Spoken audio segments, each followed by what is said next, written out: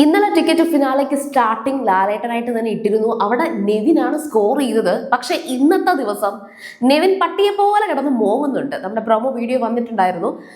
ശരിക്കും നെവിനെ കുറിച്ച് തന്നെ എഗെയിൻ പറയേണ്ട ഒരു അവസ്ഥ വന്നേക്കാണ്.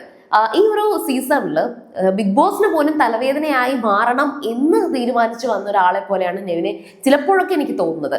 വളരെ വ്യക്തമായിട്ട് നല്ല ഒരു സ്റ്റഡി ആയിട്ടുള്ള ഒരു ക്യാരക്ടർ നെവിനുണ്ട് കേട്ടോ.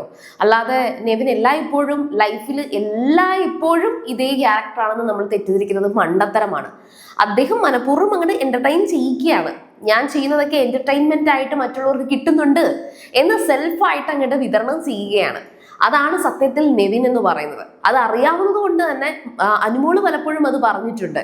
അതായത് മനഃപൂർവ്വമാണ് നെവിൻ ഇങ്ങനെയൊക്കെ ചെയ്യുന്നത്. പോസിറ്റീവായിട്ടുള്ള രീതിയിൽ പറഞ്ഞിട്ടുണ്ട്, നെഗറ്റീവായിട്ടും പറഞ്ഞിട്ടുണ്ട്.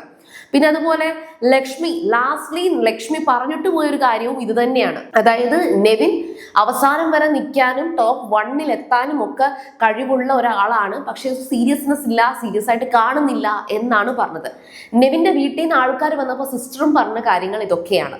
ഞാൻ ശരിക്കും പറഞ്ഞാൽ എനിക്ക് നെവിനെ ഒരുപാട് കാര്യങ്ങളിൽ ഇഷ്ടം തോന്നിയിട്ടുണ്ട്. തുടക്കം നല്ലൊരു ക്യാരക്ടർ ആയിരുന്നു. എനിക്ക് ഇന്നും ഓർമ്മയുണ്ട്.